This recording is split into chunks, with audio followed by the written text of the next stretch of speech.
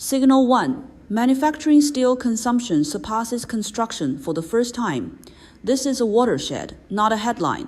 In 2025, China's manufacturing sector accounted for 51% of steel consumption, while construction dropped to 49%. 5 years ago, those numbers were reversed. This isn't a percentage shift, it's an entire generation of factories redefining what good enough means. The downstream of cold-rolled rebar is migrating from the construction site to the production line. Construction sites count tonnage. Production lines count minutes. UKO's take: your parts customers just got smarter. They've stopped asking how much and started asking how long until the next change out. Signal 2.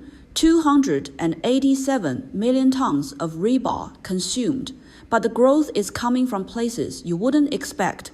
China's apparent rebar consumption hit 287 million tons in 2025, but the growth engine has shifted. Transportation infrastructure still holds 32%, but the acceleration is slowing. The real momentum: bridges in Eastern Europe, ports in Southeast Asia, mines in West Africa. The global rebar market surpassed $90 billion in 2025, growing at 3.2% annually, with Belt and Road corridors contributing over 55% of that growth. UKO's take: the market is fragmenting geographically, but structurally converging on forwards. Keep the line running. Signal 3. 1. Downtime event costs 400,000 yuan. You think it's a parts problem, but it's actually a mass problem. A state-owned coal mine was replacing chute liners 1-2 times per month. Each downtime event cost over 400,000 yuan, more than 5 million yuan annually. This isn't a wear and tear issue. It's elementary arithmetic. Saving 300 yuan on a roll, but losing 30,000 yuan a day in downtime. Which ledger are you reading? Your customers are now calculating total cost of ownership, not unit procurement price. UKO's take: the moment your customer starts running their own downtime math, your negotiating power no longer comes from your quotation sheet. Signal 4. China produces 40% of the world's cemented carbide, but captures less than 20% of revenue. What is this gap screaming at us? Low industry concentration, R&D spending below 3% of revenue, high-end products still reliant on imports. These are the old 3 refrains of China's cemented carbide sector. But change is underway. Zhuzhou Cemented Carbide Group's low-temperature rolled alloy ring has been sold to 70-plus countries, outlasting comparable international products by 1.8 times.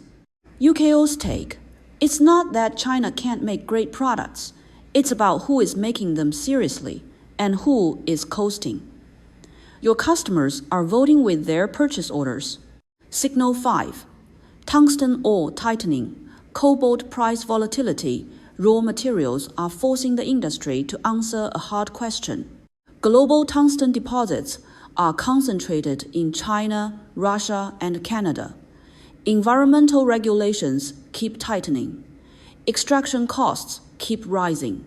In Q4 2025, overseas tungsten price spreads widened and some downstream buyers pivoted to imported cemented carbide. The raw material supply side is forcing every player to choose: move up the value chain or get swallowed by cost. UKO's take: rising raw material prices aren't the real danger. The real danger is your customer deciding you aren't worth the price increase.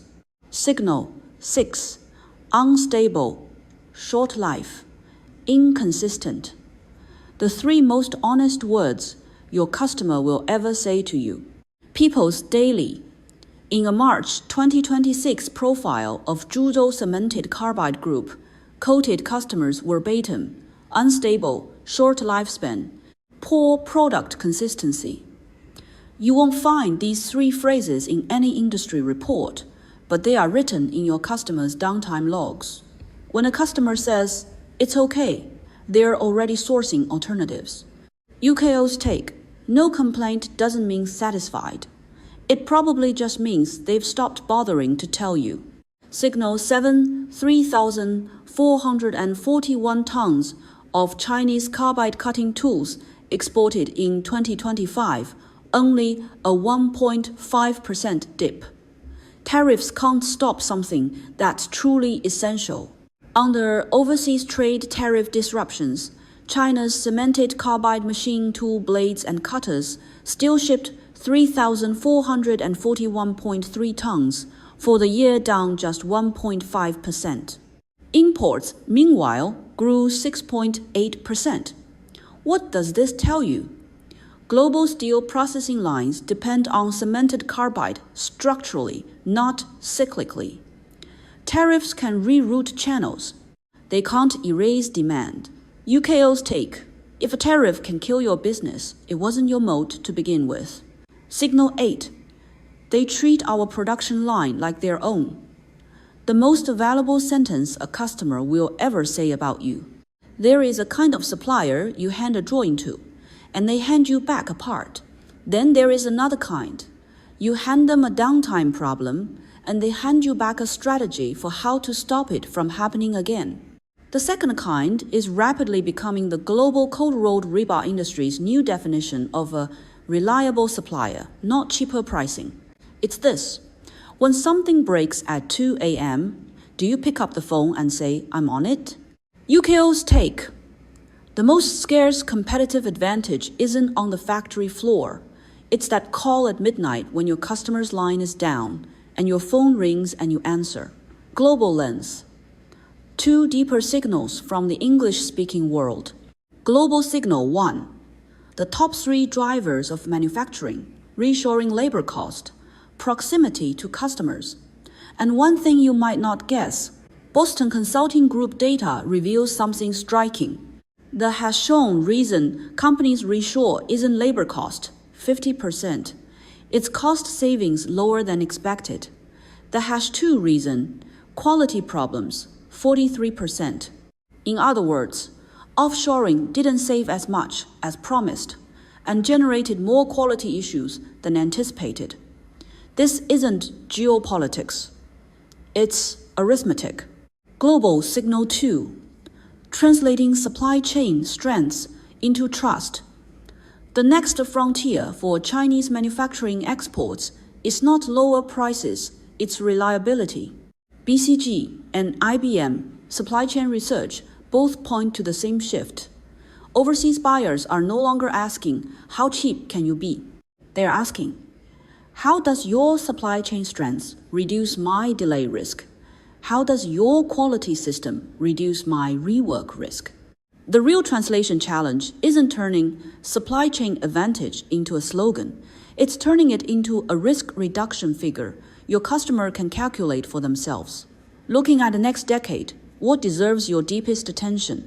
Spare parts procurement is transforming from a transaction into an insurance policy. When customers begin calculating part value by working backwards from downtime loss, rather than calculating procurement budgets by working forward from part price, a cheaper roll becomes a false economy. Looking back from 10 years ahead, the essential shift happening today is this: steel processing line customers are no longer buying parts. They are buying the probability that their equipment keeps running. Whoever can turn probability into a promise owns pricing power. This is happening against a backdrop of repeatedly disrupted global supply chains. When uncertainty becomes the default condition, certainty itself becomes the product. Why isn't this widely recognized yet? Because most suppliers are still reading the first half scoreboard while the second half game is already underway. The first half tracks order volume, gross margin, new customer count. The second half tracks repeat purchase rate, complaint response speed, and whether your customer proactively brings you their next production line problem. Those 3 metrics won't appear on any P&L statement, but they're already written into your future. We've been overfed on growth numbers and can no longer hear the sound of our trust radius contracting. Closing remarks. Not every business contraction is a downturn. Some of it is customers subtracting. cutting 3 suppliers down to the one they actually trust. Not every price war is a race to the bottom. Some of it is the last noise of substandard capacity being squeezed out. So this question doesn't end here. It just becomes clearer where to look next. What standard is your customer using to measure you right now? The number on your quotation sheet, or the minutes in their downtime log?